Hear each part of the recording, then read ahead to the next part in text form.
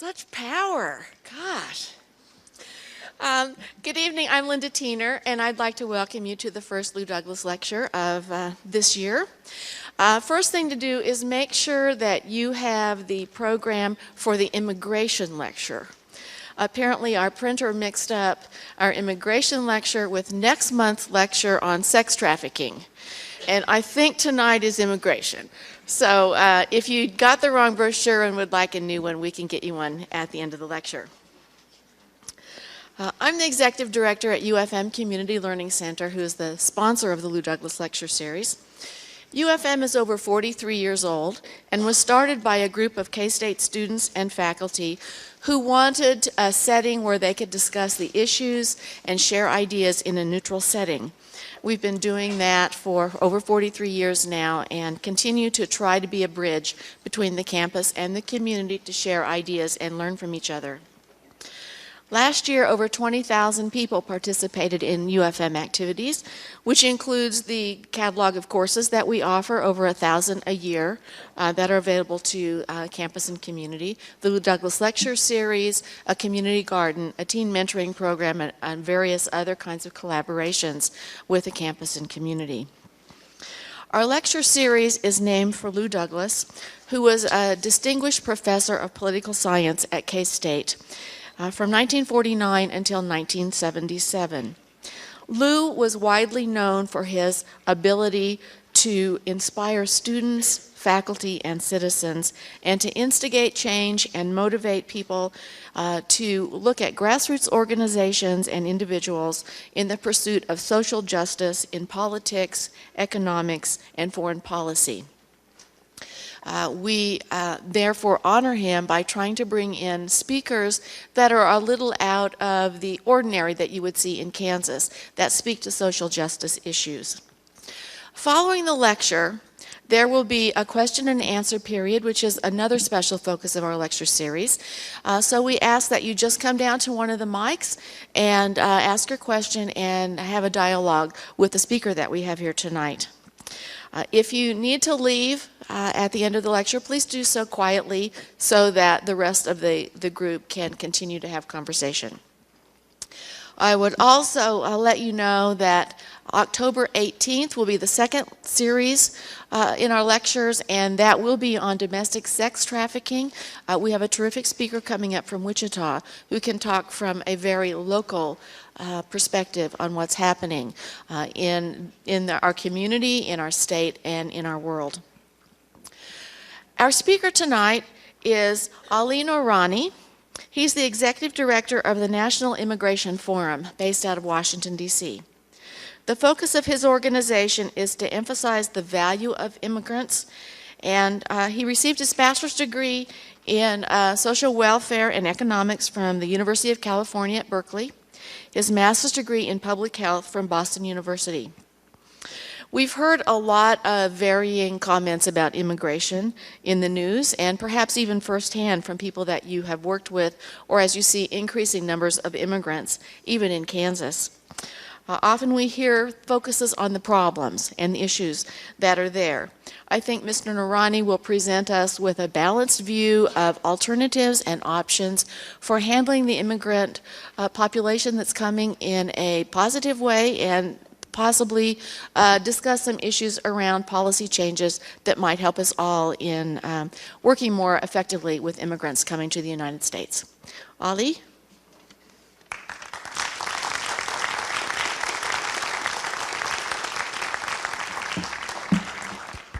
Good morning. Good afternoon. Good evening. What time is it?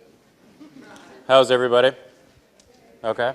So I'm going to wander a little bit, just because that way I can, keep my energy level high, keep your energy level high. And, I got to say that there's only one school that I dislike more than the University of Miami, that being Kansas University.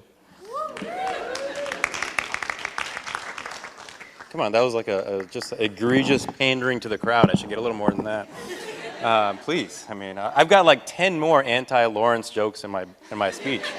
It only gets worse from here. Thank you very much.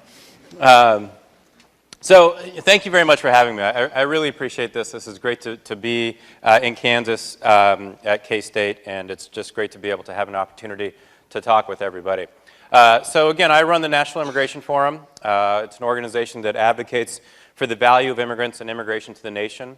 I was born in Salinas, California.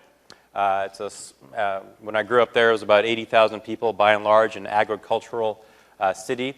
Where literally every day we drive by fields where farm workers were picking lettuce, picking broccoli, picking artichokes. In essence, it was the salad bowl of the country. In fact, that's what the nickname of the city was. And I didn't, growing up in a place like Salinas, you don't think about what's around you. I just knew that the kids that I grew up with most of them were involved in the ag industry in one way. Some of the families were working in the fields. Some of the families were working in the packing. Some of them were working in sales. But I knew that in some level they all had an immigration story to tell, or I came to appreciate that over time. I didn't expect, when I was growing up to say, okay, I'm going to work on immigration. I did know that I never wanted to go to Kansas University to talk. I always wanted to come here. 9 more to go. But my experience growing up wasn't one of immigrants and immigration. My family came from Pakistan, and I knew that my parents, brothers, and sisters had to go through quite a process to immigrate here. And I knew that was something that it got longer and tougher after 9/11. But again, it was something that was just a little bit removed. After graduating from Cal, I ended up in Boston, where I got a master's in public health and then worked at 2 large community health centers in Boston. And there it dawned on me. And this neighborhood in Dorchester was just amazing. And worked at 2 health centers. And they were about a mile apart, separated, the two ends of the neighborhood were separated by this street called Dodd Ave, Dorchester Ave. And you start at one end of Dodd Ave, and it would be Irish bakeries and pubs. But you walk into a place and people spoke with a brogue, and you could get anything you wanted that was Irish. Then you kind of take a block down, walk a block, and you'd end up surrounded by Haitian restaurants and eateries and stores. And you suddenly felt like you were in Little Haiti. Then you walked another block, and you found yourself in this very diverse Caribbean community from Trinidad. And I got to say, growing up in California, I never saw somebody who looked like me speak with a Caribbean accent. Have you ever heard that? It's still jarring. But there's this Trinidadian community. And then you walk another block, and all of a sudden you're in this bustling Vietnamese community. And you get your soup, your nails done. It was just an amazing neighborhood to work in. And then go to the next block, and it was just a block of people who'd been there for generations. So in Dorchester, working for the health centers, I began to understand just the diversity of the country and the diversity of the city. And we were working with youth at that point, one of the programs I was managing. And, how many people here, this won't be held against you, but when you're growing up, might have gotten into some sort of trouble, a fight or something where the police came in, kind of said, you're in trouble? Just 1 or 2. You were the last person I thought was going to raise your hand, so I'm impressed. In any case, so working with these Vietnamese youth or any of the youth there, they would get in a fight, and they'd have to go to court, and the public defender would say, plead guilty, get your community service, do your 20 hours of counseling or whatever, but just don't do it again. Now, this Vietnamese family actually came to the U.S. as refugees in the 70s. So they were, in essence, immigrants, and they were here legally. So as that family is going through the naturalization process to become a citizen, that kid who got in a fight, was told by a public defender, just take your community service, has this misdemeanor on his record or her record. Under immigration law, that misdemeanor is counted as an aggravated felony. An aggravated felony. So that kid who made a stupid decision, admittedly, but now is on the track, going to college, about to go to college, but is on the path forward, is about to be deported. Because according to our immigration system, even if you were here legally, If you do something as simple as shoplifting as a kid, it's an aggravated felony, and you cannot become a citizen. So imagine being in a community room, meeting with youth and their families, trying to help them navigate this. And it just struck me. I said, well, there's something wrong with the immigration system in a really fundamental way. So in 2003, I had the honor of running this statewide immigration organization. And so the short version of the long story is that the job was open, and they took a gamble on me. But it was there that I began to realize that not only does a broken immigration system impact refugees from Vietnam, but it impacts the Irish from Ireland, Germans, Asians, Latinos, whether they're here legally or not. And it's clear that our nation's immigration system is fundamentally broken. And since 2008, since I've been in D.C. and had a chance to talk to folks here in Kansas and across the country, it's clear that this is an issue that politicians love to demagogue. They love to yell about immigration, whether you're for it or against it. Yell as loudly as you can and just make sure that nobody agrees with you. It's like that's the formula, right? It's like yell and scream really loud and make sure that you can never reach a point of consensus. And therefore, you never solve the problem. But as a result, not only are families being separated, but our economy is suffering. We're spending billions of dollars on a broken immigration system whose only role is to enforce a law that removes people, again, whether they're here legally or not. So an immigration system that's not realistic, that's costly, and that in many ways is an insult to the founding ideals and values of our country, what are we going to do about that? When are we as a country going to say to our members of Congress, to our president, enough is enough? Enough demagoguing, enough screaming and ranting. It's time to get around a table and find a consensus. When are we going to reach that point as a country? How many more stories like that one that I just told you about this family from Vietnam do we have to hear? So what I want to talk about tonight is how do we reach that consensus? So I'm going to talk about 3 points in the immigration debate. Lay out some what the opposition will say, what I think the pro-immigration position is, and we're going to see if we can reach some consensus. So that way, amongst us, at the end of this evening, we can say, okay, we may not agree on every single detail, but we agree that immigrants and immigration are a value to the country, and we need Congress to act in this broad way. And that means that at the end of the night, everybody's going to pick up their phone, or maybe I'll give you till tomorrow, and call up your member of Congress and say, you know what? It's about time you got focused on immigration reform. Is that fair? All right, I'm going to hold you to that. I got no more, either that or I'm just going to tell Kansas jokes all night long. Nobody wins there. So, the first issue, secure the border first.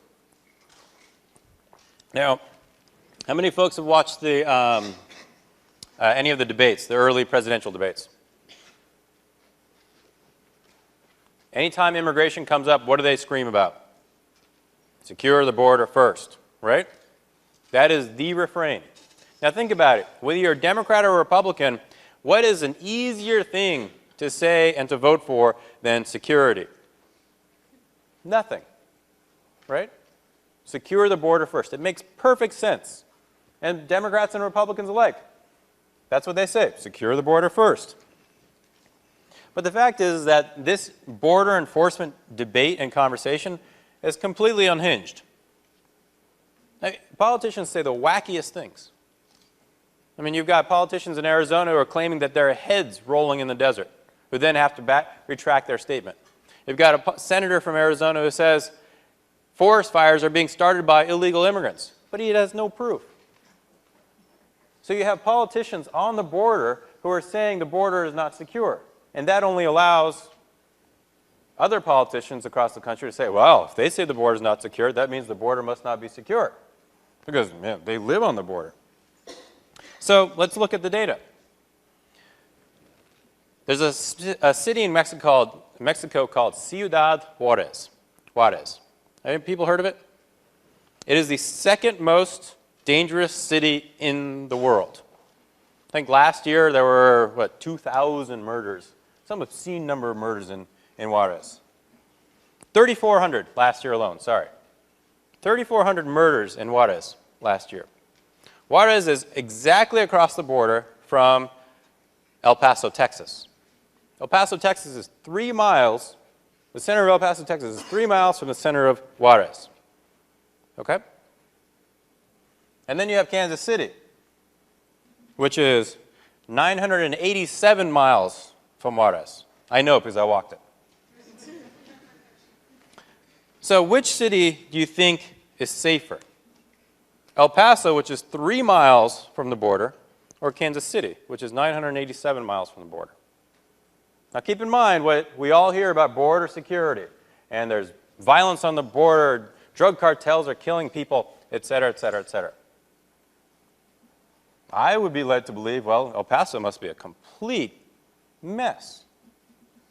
So let's look at the data. In El Paso, a population of 618,000 people. Per 100,000, the rate of the following crimes per 100,000 people in that city. 1.9 murders per 100,000 people between 2005 and 2009 in El Paso. 1.9. 73 robberies per 100,000 people in El Paso. 29 rapes per 100,000 people in El Paso. Those are tough numbers, right? Kansas City, 987 miles from Juarez, 480,000 people. 24 murders per 100,000 people. 436 robberies per 100,000 people. 52 rapes per 100,000 people. Each one of those measures, on each one of those measures, Kansas City is a more dangerous place than El Paso, Texas. So the USA Today did this analysis, and they looked at cities from San Diego to Brownsville, the tip of California to the tip of Texas. And they found that across the board, cities and towns from 30 miles in, 50 miles in, and 100 miles in from the border were by and large safer than the rest of the country when you look at the average rate of these crimes. So along the border is actually safer than almost any place else in the country. A little more information. In the USA Today article, it found that in California, for example, had its lowest murder rate during that time period, 1998 to 2009, had its lowest murder rate during that time period in 2009, when 5.3 people were murdered per 100,000 residents. In cities within 50 miles of the border, the highest murder rate over that time period was in 2003, when it was 4.6. The robbery rate for cities within 50 miles, compared again with the state average, in Texas over that time span, the robbery rate changed from 145 to 173 per 100,000 people, while the robbery rates throughout the Texas border region never rose above 100 per 100,000 people. So the border is safe. I'm not saying it's perfect, but it is safer than it's ever been in the past. We're seeing apprehension numbers drop to numbers that we haven't seen since the Nixon administration. In essence, people caught while trying to cross the border. So why is the border so secure? Because we've spent a lot of freaking money on it. Since 2006, we've spent $50 billion to reach this level of security. Some information there. So the Border Patrol, since 2006, has more than doubled its force on the southwest border, mushrooming from over 8,500 to more than 17,000 agents. There are 17 border enforcement security teams, hundreds of agents led by Immigration and Customs Enforcement, 1,200 National Guard troops, as well as agents from FBI, ATF, Drug Enforcement Administration, and the U.S. Marshals. There are 649 miles of border fencing, 139 Border Patrol stations, 37 Border Patrol checkpoints, and 10,000 ground sensors. There are a total of 290 aircraft deployed daily for surveillance, along with mobile surveillance systems and remote video surveillance. The price tag, again, Well, the price tag in particular for Customs and Border Protection, in essence the agency charged with enforcing the border, has doubled since 2005 from $5.4 billion per year to more than $11 billion this year. The Border Patrol's budget alone is now more than $3.5 billion, nearly 10 times what it was in '93. So we've invested an incredible amount of money on border security, which is important, and it's a good thing. We need, as a sovereign nation, we need a secure border. I get that. But what's not being done? Ports of entry. Ports of entry, in essence, are the places where trucks and goods travel through. So El Paso has a port of entry, San Diego has a port of entry, etc. That is where actually 90% of illegal drugs enter the U.S. 90% of illegal drugs enter the U.S. through border ports of entry. They also serve as the conduit, these ports of entry serve as the conduit for guns and cash smuggled in each direction. Typically it's guns going south, cash coming north, or drugs coming north. So in the end, we spend $10 billion a year roughly to keep out busboys, landscapers, housekeepers, and farm workers, but we can't keep out drugs. There's a real problem in our enforcement strategy. When you look closely, you see that the budget for the Office of Field Operations, really the component that's charged with the infrastructure along the border, has increased only 17% during that 7-year period, whereas the Border Patrol budget increased nearly 1,000%. So if you're a politician who's screaming out border violence, you want to see boots on the ground. But that's happening at the expense of security at ports of entry. And then, while the taxpayer pays a high price for border enforcement, local economies actually pay very, very dearly.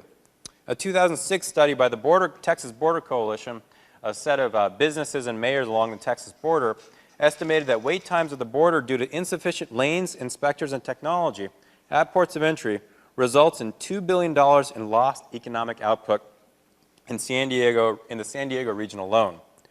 They found that each additional 15 minutes of wait time at ports of entry represents an additional $1 billion loss in productivity and a loss of 134,000 jobs in a binational region.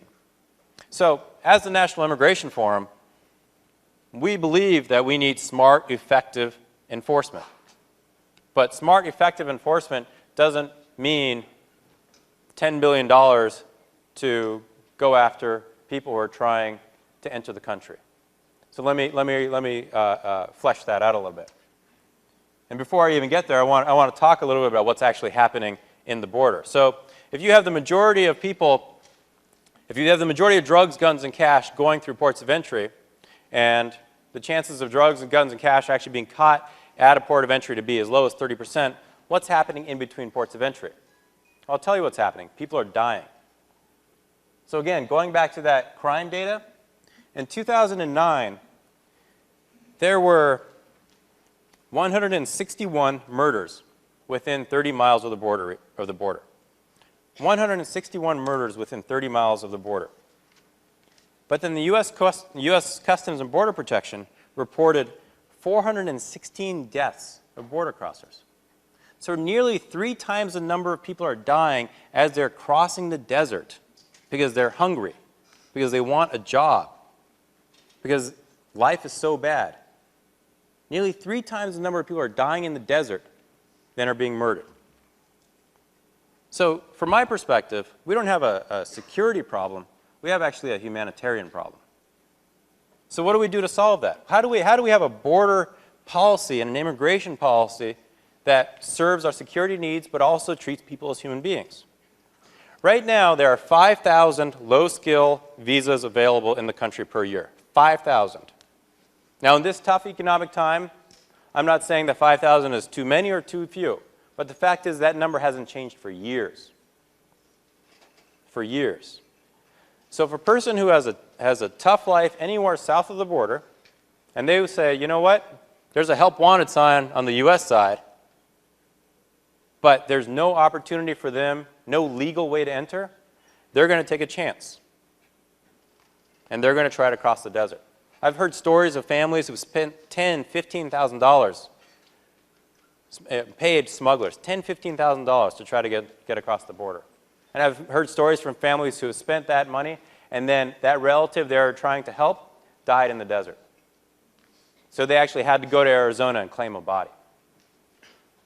So if we had an immigration system that actually had a reasonable number of legal entry visas, legal ways to enter the country, people would go through a system instead of trying to go around a system.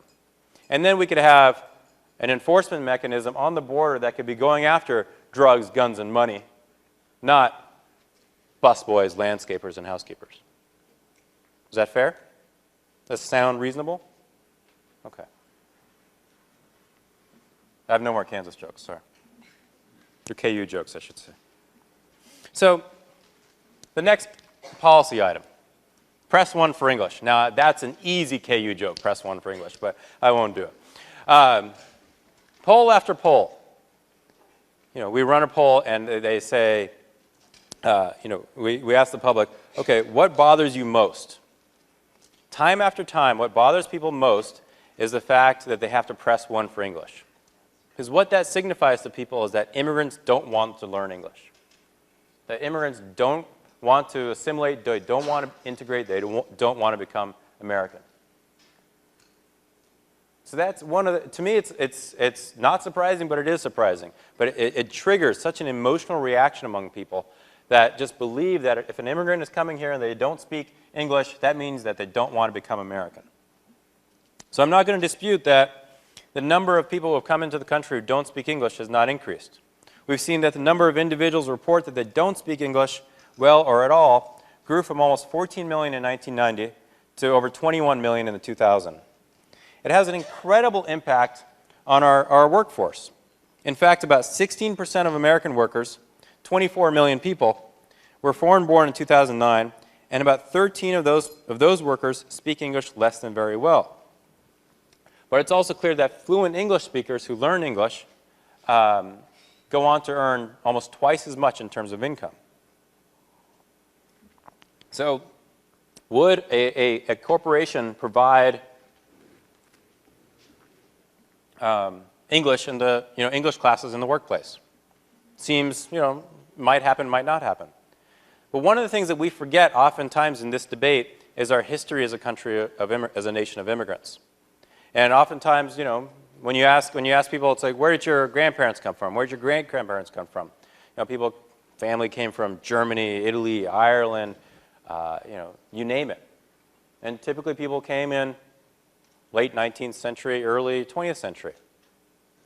Well, in 1915, Bethlehem Steel in Bethlehem, Pennsylvania, was one of the first companies in the country to provide English classes to their workforce. And at that point, their workforce in Bethlehem, Pennsylvania, was by and large German. So in 1915, Bethlehem Steel said, you know what, we have an immigrant workforce. Let's help them learn English because we as a company win at the end of the day. So what is a modern-day Bethlehem Steel? It's a place like the Marriott Corporation or McDonald's, any of a number of other corporations or small businesses that provide English classes to their workers. Because at the end of the day, what happens is that the employer wins because there's a better trained workforce. The worker wins because if you know English, you can get a better job. And at the end of the day, that person gets one step closer to becoming a citizen. So the patience that's required of us in this journey towards integration of immigrants is hard. It's very easy to get impatient and frustrated with people. But we have to take a step back and remember, us as a nation, it took, it took our Italian or German grandparents, a generation or family, a generation to learn English. Let's remember that struggle and keep that in mind now. But the policy solution there is that if people want to become citizens, they have to learn English. At this point, unless if you're over 55 years old, if you're 55 or over, you can get a waiver in terms of English abilities. If you're under the age of 15 or 55 and you want to pass the citizenship test, you have to prove that you can speak and read English at some level. We believe that in order for people to legalize their status, go from undocumented to documented, they have to prove that they're learning English. So we see as an organization that, yes, English is the language of the country, and it is and the people that I talk to in the immigrant community, they realize that English is not only the language of the U.S., but it's also the way to get ahead in the United States. So the policy solution there is one of requirement, one of, I think, in community-based organizations helping people learn English. But at the end of the day, I think we have to also take that step back and remember our journey as a country. You know, we all didn't come here necessarily as English speakers. So there's a process there of evolution and of learning for us as a country. And the final big policy question is, what don't you understand about illegal? This is the emotional debate. This is the debate that, you know, when I'm on Fox News, that's what people are talking about. You know, that's what I'll guarantee you everybody in this room is talking about. So how do we have that conversation in a rational way, in a way that remembers that we're talking about people? So, and in many ways, this debate around legality, especially in this time of real struggle, has expanded to not only what don't you understand about illegal, but do we even need immigrants to begin with? As a country, should we just be closing the doors? So the conversation has moved. So how do we start to bring it back and bring it back to a place where we can have a rational conversation? So, you know, I can talk, and I will talk a little bit about the policy elements, but I wanted to take a step back and let us think about this from a values perspective. And one of the constituencies that we've really been doing a lot of work with is the faith community. So I'm not going to stand here pretending to be some sort of a religious scholar, but as I've been working with members of the Catholic community and the Christian community, I've come to appreciate the underpinnings of an immigration debate that I just thought I would want to share. And this is really drawn from my friends Matt Sorens and Jenny Yang, who worked for World Relief and wrote this amazing book called Welcoming the Stranger, Justice, Compassion, and Truth in the Immigration Debate. And they start with a verse from Leviticus, which says, when a foreigner resides among us, you and your land do not mistreat them. The foreigner residing among you must be treated as your native born. Love them as yourself, for you are foreigners in Egypt.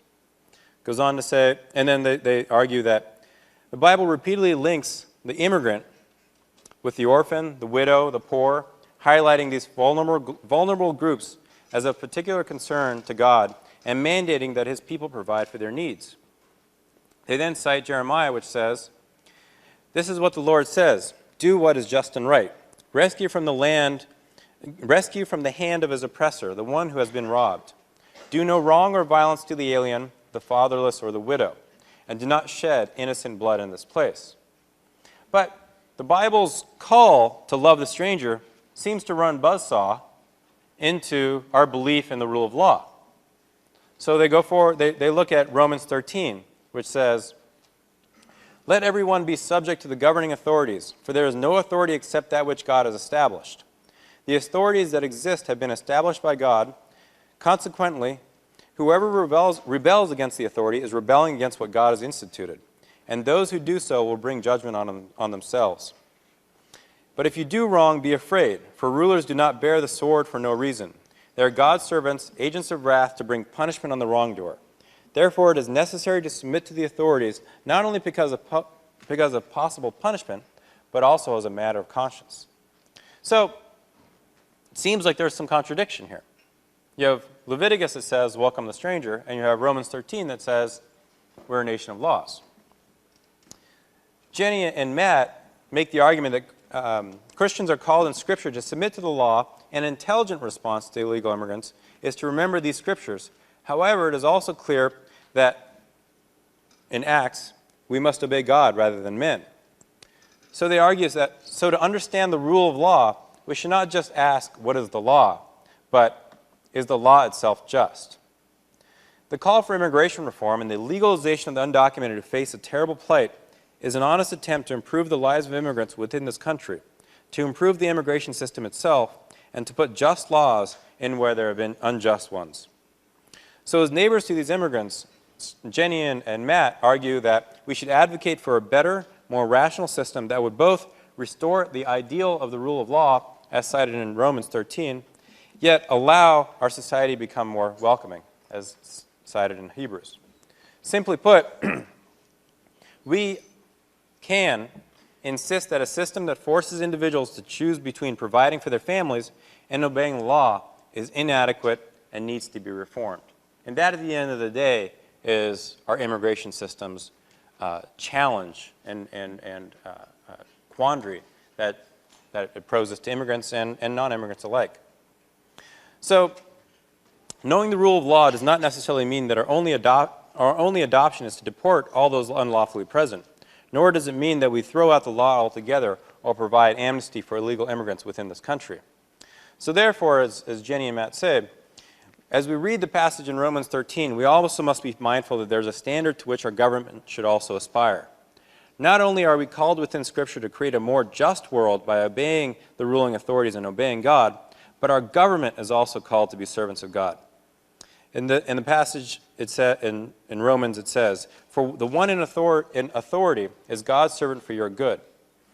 It is also our duty as citizens to hold our government accountable to creating a standard of morality and justice, regardless of which law, but in particular with respect to the immigration laws.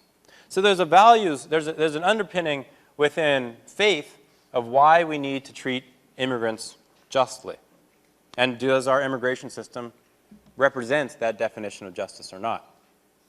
So if there's a values proposition to make around immigration reform and allowing people who are illegal to become legal, what's the economic proposition?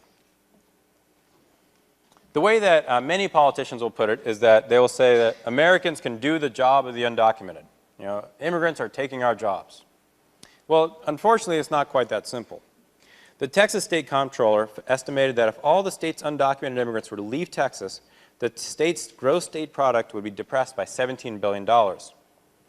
In the last few months, the states of Alabama and Georgia have both passed anti-immigrant laws. And in both cases, we've seen an outcry from the agricultural sector asking the government to change this law because crops are rotting in the fields. In Georgia, in fact, they asked inmates and people on parole to do these jobs. They did them for a day and said, "We ain't doing this no more." So in Georgia and Alabama, where they said, "We're going to crack down on illegal immigrants," well, their agricultural industry is about to take a hurting.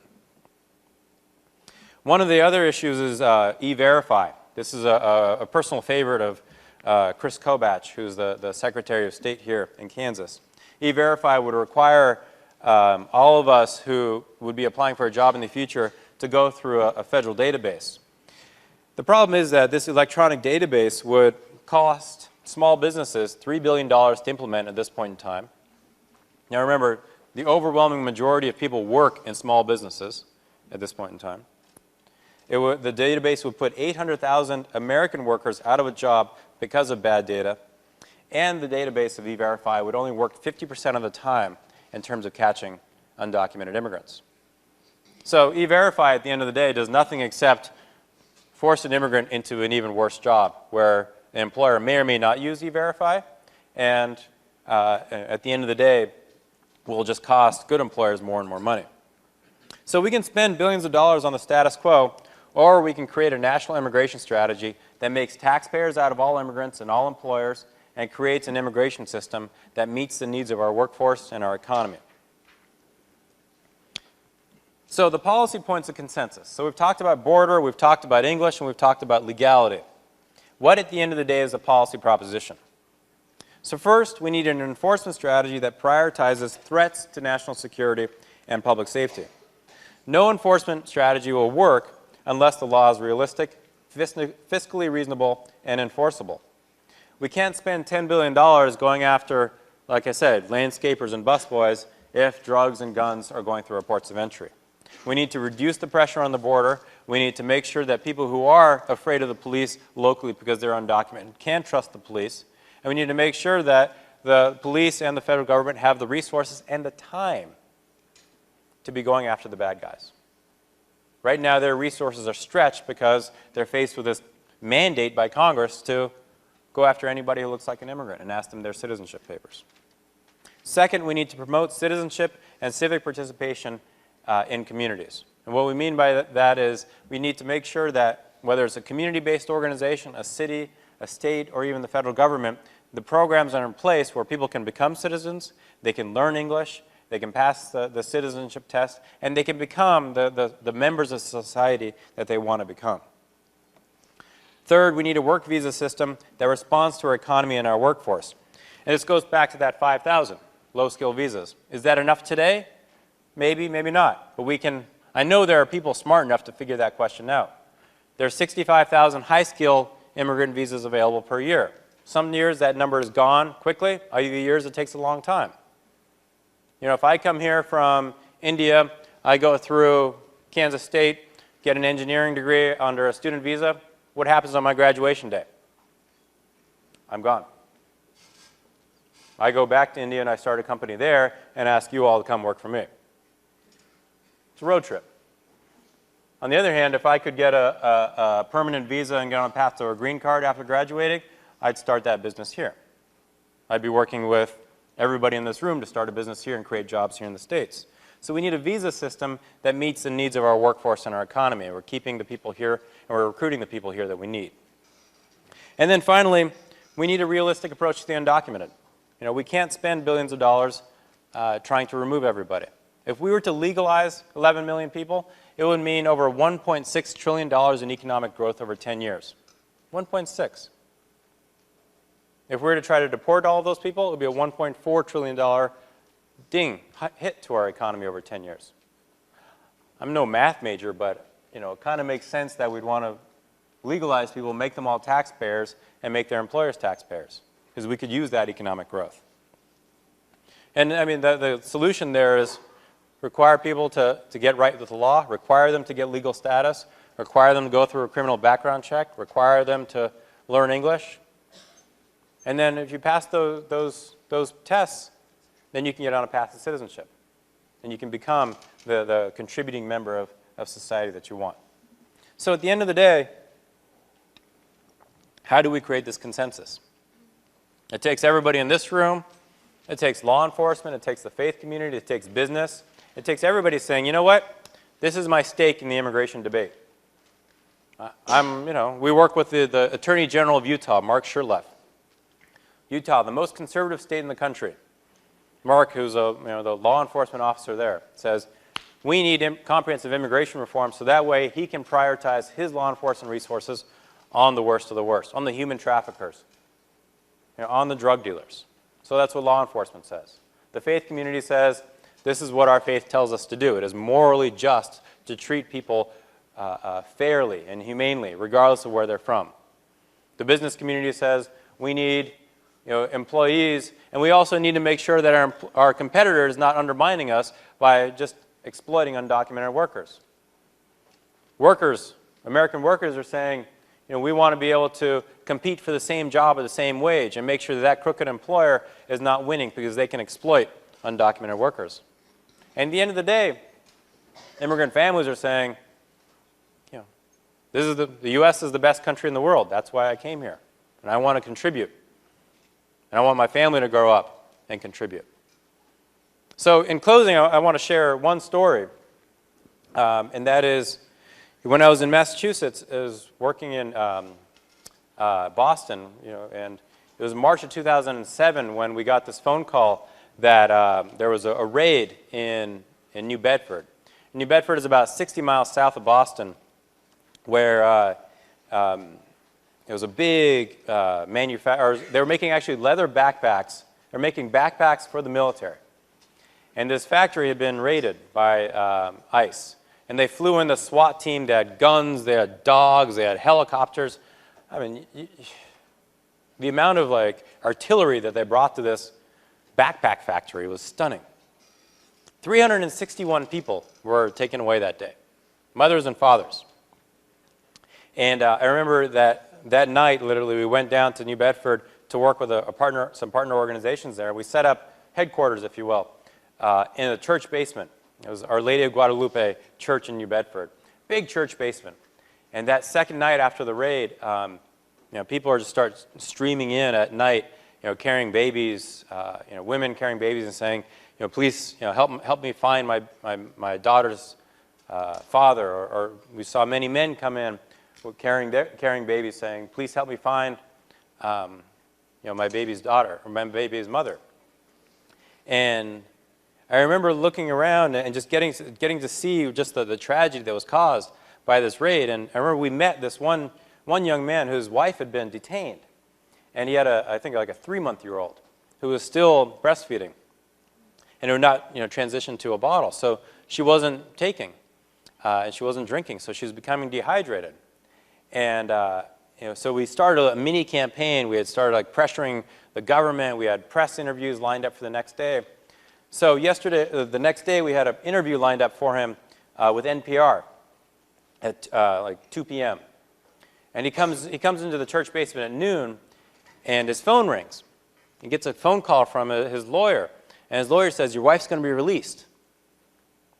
You're okay. You're safe. Your wife's going to be released. So he's thrilled, right? He's happy. We're happy. It's like one person released. This baby will be okay. And he's gone right out of the church. And at 2 p.m., so we have a couple hours to kind of scramble and try to get this reporter a story. And at 2 p.m., he comes walking back in. And he says, and what are you doing here? You're safe. You're okay. Your family's okay. Your daughter will be okay. And he looked around at the church basement and all these families milling, trying to figure out what to do. And he had a realization. He said, this is my community. I have to be here. This is my community. So in that moment of crisis, when he was saved, or his baby was saved, he took a step back and said, this is my community. So that's a story that always sticks with me when I feel like things aren't getting better. This is that young man who said, this isn't just about me, this is about my community. And since I grew up in Salinas, and it's the home of John Steinbeck, I'm a big fan of John Steinbeck, and his book, Grapes of Wrath, is about the migration of people from Oklahoma to the West Coast to work the farms. And one of my favorite quotes that I think applies not only in that day and age, but in this day and age when we see people coming to this country just looking for a better life. So Steinbeck writes in Grapes of Wrath, how can you frighten a man whose hunger is not only in his own cramped stomach, but in the wretched bellies of his children? You can't scare him. He has known a fear beyond every other. So what do we do as a country? I argue that we have to fix our immigration system because it's good for us, it's good for immigrants, and it's who we are. Thank you.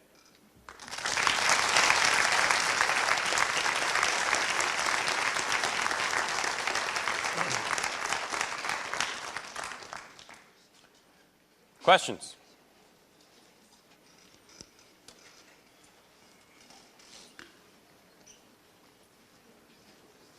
You don't have to agree with me. You can disagree with me. I won't hold it personally.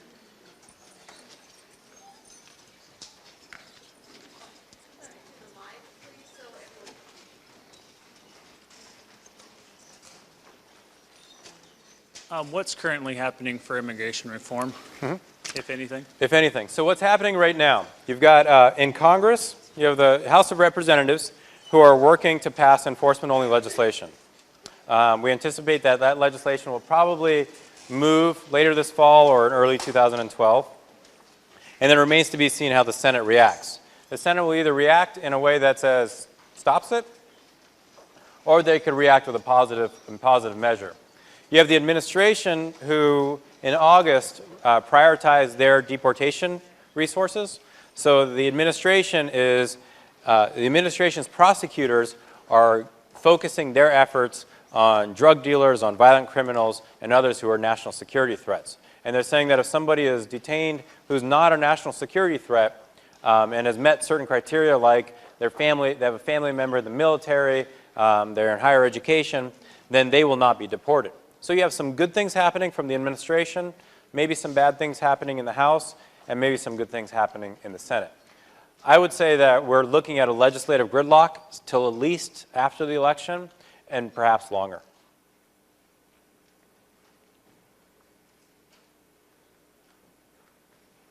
Yes, ma'am.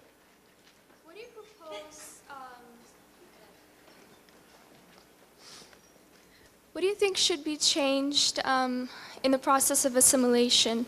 Because when you were talking about it, it seemed a little unrealistic to think that people who have a history that they come from would just abandon it and assimilate simply to become American. And, Yep. and then there's just this sense that there's us and them. Right. Well, we find that, and research shows that the challenge to the adult, whether it's a parent or a grandparent, to assimilate, learn English and civically engage, that challenge is very high. And I'm not making, it's just a reality between working and other demands, and the fact that English is not the easiest language in the world.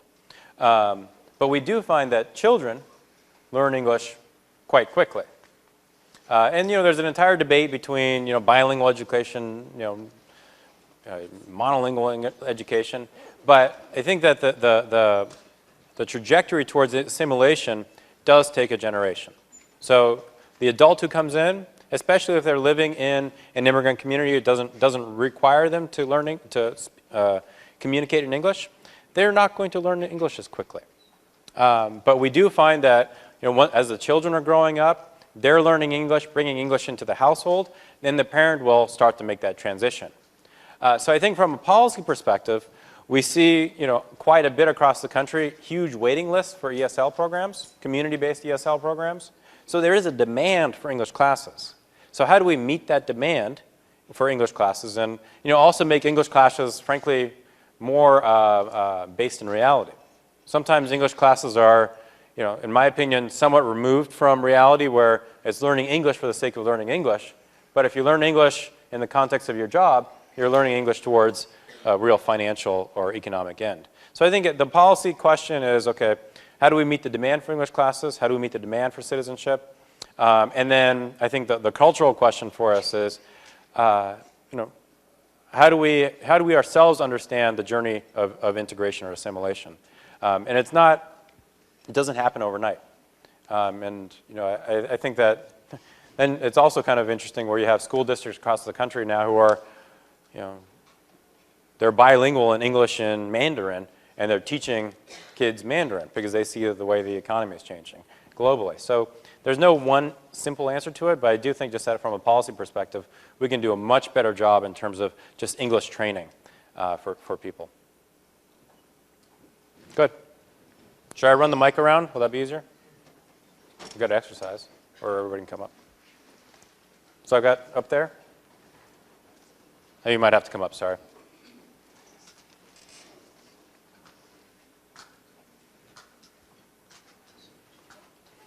My question is, what would your advice be to those who are trying to get in legally that have like a 15-year waiting period? So, for example, if you're in the Philippines, you could be waiting up to 20 years. My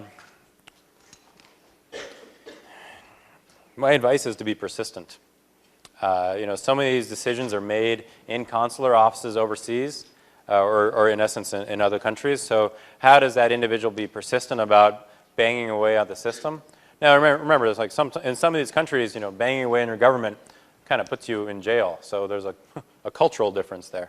But I think being persistent in terms of making sure your application is going through the process and you're following all the different hoops that are put in front of you is really important. I think that the backlog of applications for family immigration is just, it's obscene. I mean, it's gone down quite a bit in the last 4 years, but I think that the fact that our legal immigration system is funded only by fees and is burdened by this massive security apparatus doesn't necessarily help people go through the process. I think at the end of the day, families are, they remain split up. People are forced to make really, really tough decisions. So I think there are ways that we can improve the legal immigration system to make that much more timely.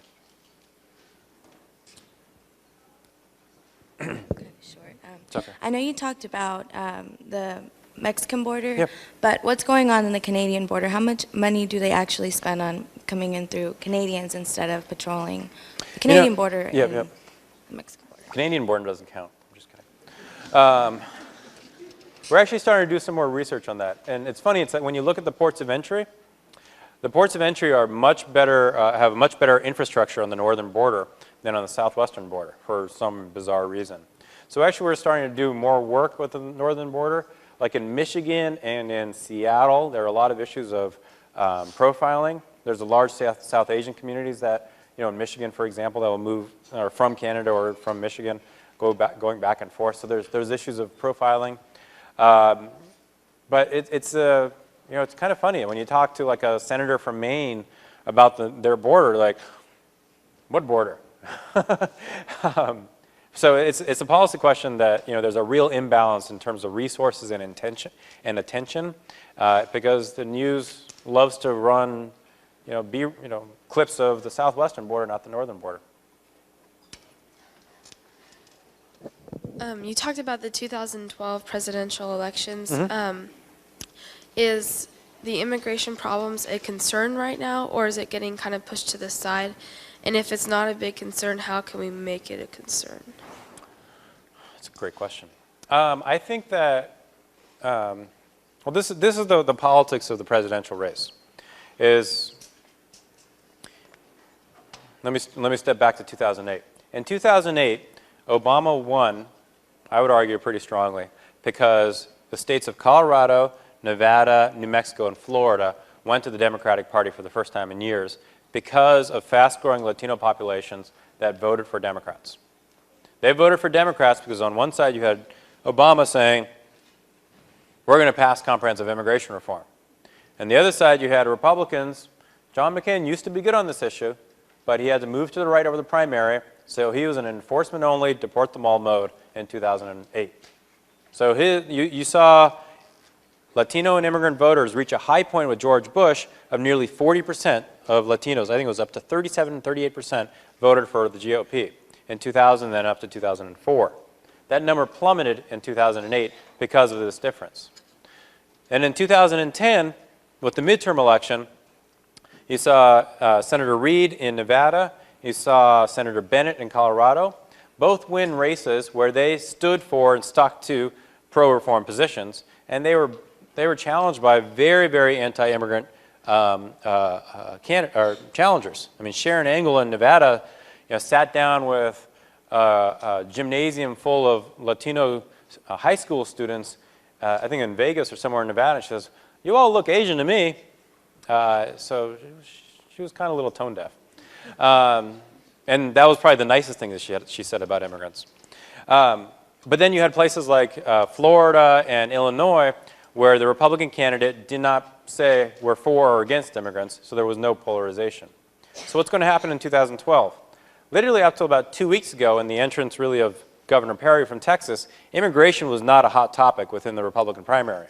There would be a question about it and all the candidates would be kind of clam up. Now you see the candidates for the Republican primary try to create a difference between themselves and Perry based on Perry's immigration record. Perry, in my opinion, based on his record, we're a nonpartisan organization, so we take no positions on candidates, just to be clear. Perry has a history of signing the in-state tuition bill, of having smart but humane enforcement measures, and by and large, treating immigrants and Latinos in the state of Texas as human beings and not demagoguing the issue. So his opponents in the Republican primary have hopped all over him on that and challenged that record.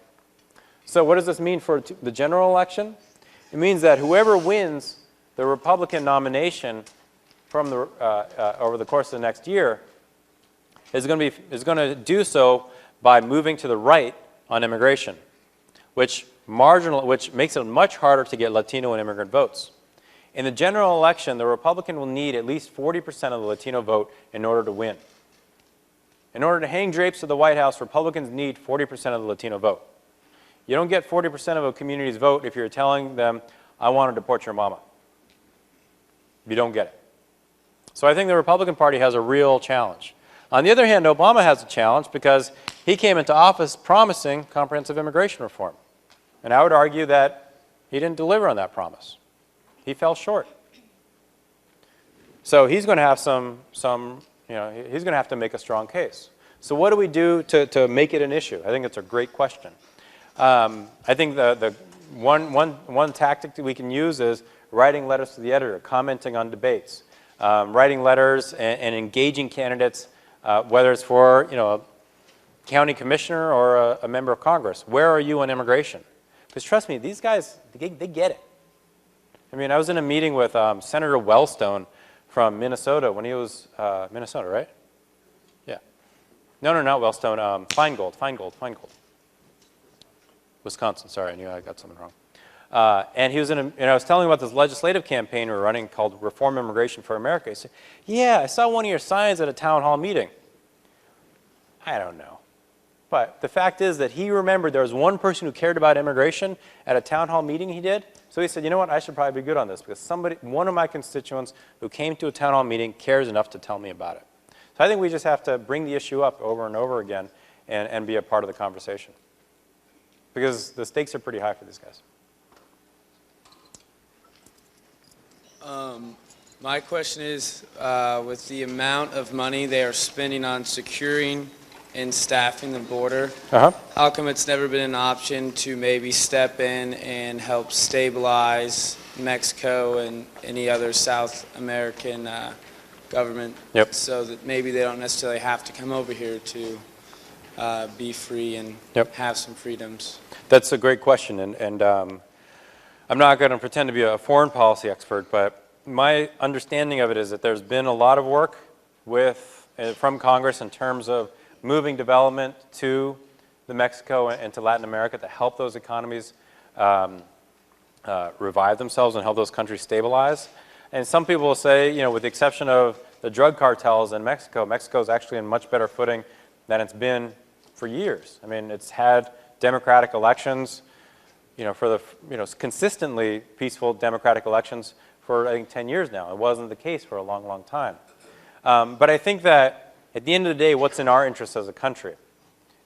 And what can we control as a country?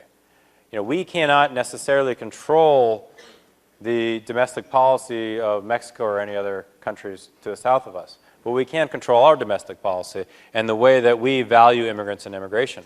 So if over the course of time, fewer people want to come to America because they have a better life in Mexico or China or, you know, India or, you know, Ireland, that's fine. Those countries are doing better.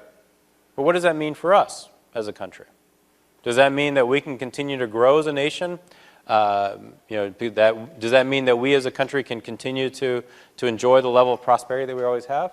I don't think there's any, you know, right or wrong answer to that. But I do think that, you know, for us to say we don't need immigrants or immigrants should just stay where they're coming from, and I'm not saying that's what you're saying, falls short of I think the trajectory and the long-term prosperity of ours and what we can control.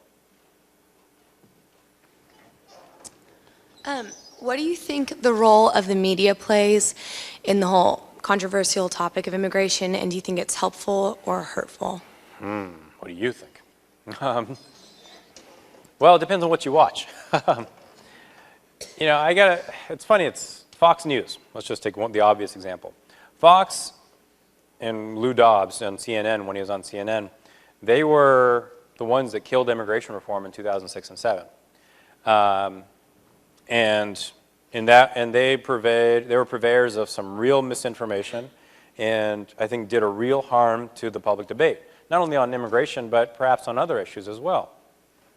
So I think that the media, to a large extent, plays a harmful role. But does that mean that we have to avoid it, or does that mean that we have to actually work within it and work to change it? I think we have no choice but to engage the media. So, you know, when you have Rupert Murdoch partnering with Michael Bloomberg saying we need immigration reform, you know, when Rupert Murdoch says on record in front of Congress we need to legalize the undocumented, you know, I'm feeling like things might be changing a little bit. We'll see if, you know, his anchors follow suit, but at least it's starting to, if the guy who's signing the check says, this is how I feel, his staff may or may not listen to him. So I think the system can change. I do think in terms of the media narrative, we have to do a much better job on, quote, our side in terms of engaging the public. You know, so when I'm talking about policy details, I know I'm not very compelling. Because for every policy position, there is another position. For every piece of data, there's another piece of data. And it just ends up being a ping pong game, right? Just go back and forth, back and forth, back and forth. So I think that we have to do a much better job of understanding the values that underpin the need for immigration reform, the values that underpin why we need to treat immigrants and their families justly in a way that's in our nation's interests. So that's why I find, just that little bit of the faith underpinnings of why we need to treat people fairly. And I think if we can do a better job of injecting that value proposition into the media debate, we're going to win. Because we find in focus groups, anybody who has had a personal experience with somebody who's undocumented, they support immigration reform. 9 out of 10 times. Because they say, you know what, that's a human being. So if you haven't had that experience or you don't realize you've had that experience, what's the best way to connect with somebody and to share what the value proposition is for comprehensive immigration reform? So I think that we've gotten sucked into a policy debate when at the end of the day, this is a human debate. Gentlemen? Sorry, I lost track. This is somewhat related to that question, but I understand the rational debate, but what I don't see often addressed is the irrational debate. When I talk to a lot of people about immigration reform, there's a lot of ignorance regarding minorities and also sometimes just thinly veiled racism. And how do you encounter that a lot, and how do you address that? Yes, encounter it quite a bit. The thing about immigration, and I really appreciate this because oftentimes in D.C., we sit there and talk to, on a really bad day, politicians, on a really good day, the people we always talk to. So there's a bubble mentality. But I realize that, for anybody in this room to talk about immigration, you feel like you have to be an expert. Right? It's a complicated, it's an emotional issue, and you feel like you have to be able to answer all the arguments. So I find that the best way to address that, whether it's misinformation, whether it's ignorance, whether it's just hatred, is confronting that with a personal story. So how are conversations set up so that people can share their story about where their families came from? Take some of the emotion out of it. When did your family come? Did your family come from before 1924? If so, there was no immigration system. So your family didn't come, quote, the right way. Your family just came to the U.S. So I think we have to, when we find ourselves in these emotional back and forth conversations, take the emotion out of it and say, okay, where's your family from? Who's your family? This is my family. This is somebody I know. And then that way there's a human face to it, because it's very easy to hate somebody you never see, even if you see them every day. So I think that's our challenge. You talked a lot about the importance of coming to consensus on policies and laws and replacing unjust laws with just laws. But when you bring up justice, suddenly you're talking about something that means a lot of different things to a lot of different people. And so I guess my question is, how do you think we should approach that conversation as individuals and as a nation to start coming to a consensus on what a just law even is? Wow. That's a damn good question.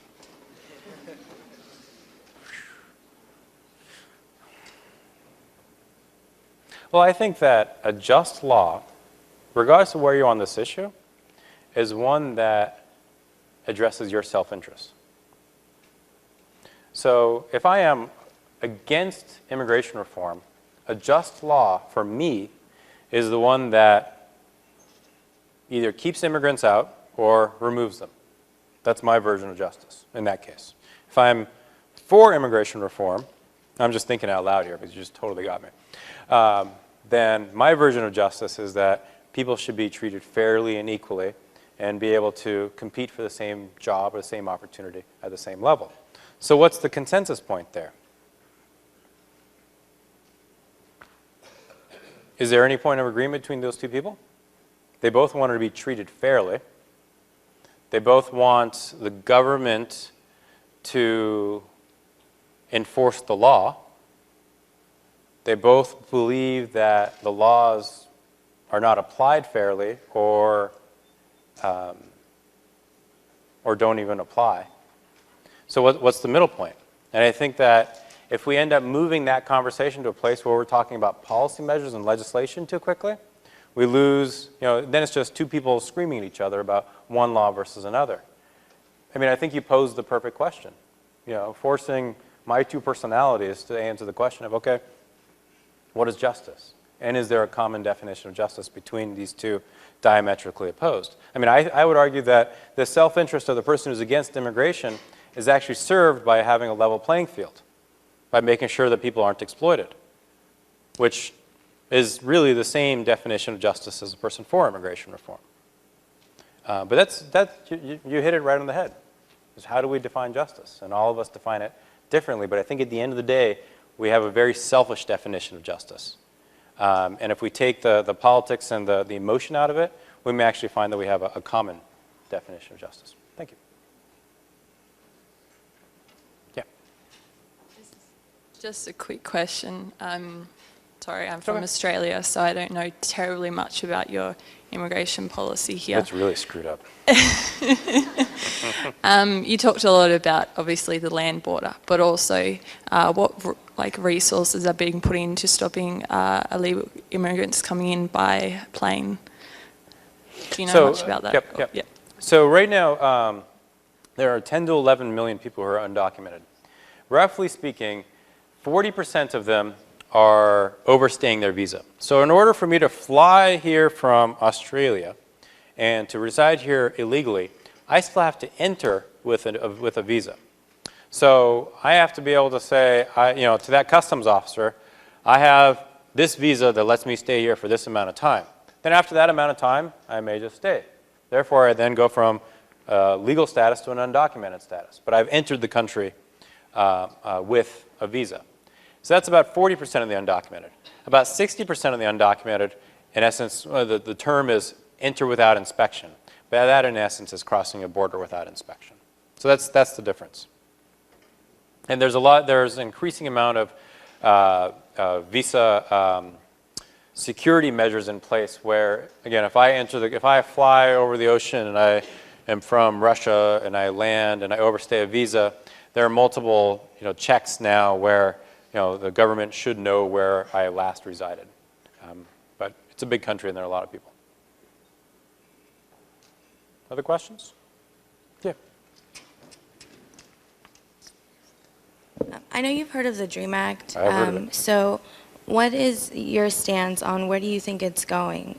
Because I applied with my parents through my uncle. Yep. And I got news like a couple weeks ago that I am on a big waiting list, and they have been stuck on the same year 95, for like the last 7 years. And when you turn 21, now I heard that I have to wait another 20 years. Yeah. So it's going to take me 40 years to actually legalize my citizenship here.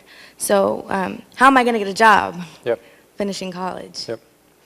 I think that the DREAM Act, I mean, first of all, I got to say, let me take one little step back here. My job is incredibly easy, because I'm not advocating for myself. So imagine like any time you've been in a job and you've had that moment like you just want to go ask for a raise and you want something for yourself. There's like a certain amount of like nervousness, right? Like, oh, can I do this? Should I do this? But for people who are immigrants, documented or not, who go into a member of Congress, their staff, or anybody else and say, I need you to do this for me, because this law affects me, takes an incredible amount of courage. It's a level of courage that I could never imagine having.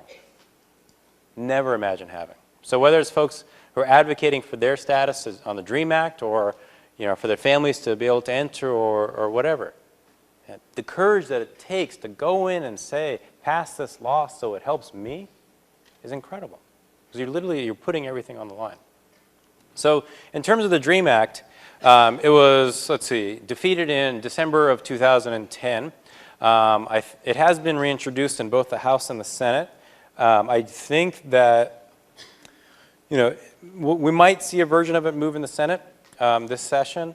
I think that the House of Representatives, as currently formulated by a Republican majority who does not like the idea of immigration reform, I think the prospect of the DREAM Act passing before 2012 are quite slim.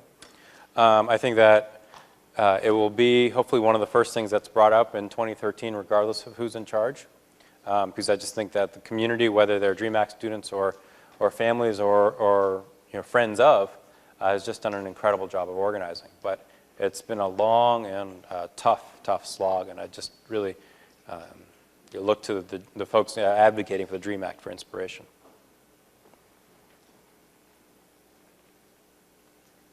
Other questions? No? We okay? Well, I just really want to thank everybody. Thanks so much for having me.